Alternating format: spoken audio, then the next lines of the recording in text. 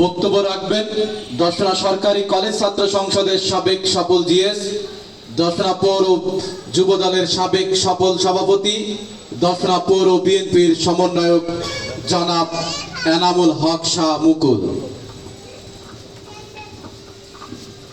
আমি প্রথমেই ধন্যবাদ দিতে চাই কেরুল সার্বজনীন জয় দুর্গা মন্দিরের যারা ম্যানেজিং কমিটিতে আছেন তাদেরকে বাংলাদেশ জাতীয়তাবাদী দল দর্শনা পৌর শাখার পক্ষ থেকে তাদেরকে শুভেচ্ছা এবং ধন্যবাদ দিতে চাই, কারণ তারা চিঠির মাধ্যমে আমাদেরকে স্মরণ করেছে, এই জন্যই ধন্যবাদ দিতে চাই। পাশাপাশি আজকের শারদীয় দুর্গা উৎসব, এই দুর্গা উৎসবটা হচ্ছে একটি আনন্দের বিষয়, একটি ধর্মীয় একটি উৎসব। আমরা মনে করি যার যার ধর্ম তার তার কাছে আনন্দ সবার। আমরা সবাই বাংলাদেশকে আমরা ভালোবাসি।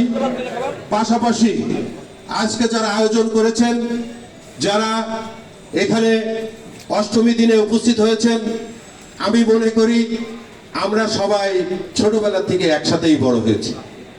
পাশাপাশি সুখে দুঃখেই এক চায়ের দোকানেই আমরা চা খেতে খেতে বড় হয়েছি, একই শিক্ষা প্রতিষ্ঠানে পড়াশোনা করতে করতে বড় হয়েছি। তার মানে আমাদের ভিতরে কোনো ভেদাভেদ নাই। বিশেষ করে দর্শনের মতো জায়গায় দর্শনের মানুষের এই যে ধর্ম নিয়ে ভেদাভেদ, এই জিনিসটা আমাদের মধ্যে, এই সংস্কৃতি কিন্তু আমাদের ভিতরে নাই।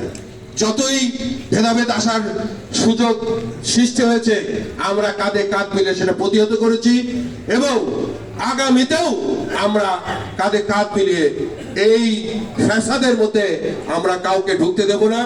আমরা যে ধর্মেরই মানুষ হোক না কেন, আমরা একসাথে বড় হতে চাই, একসাথে মানুষ হতে চাই, একসাথে সমাজকে সুন্দরভাবে তৈরি করতে চাই। এই হচ্ছে আমাদের ওয়াদা।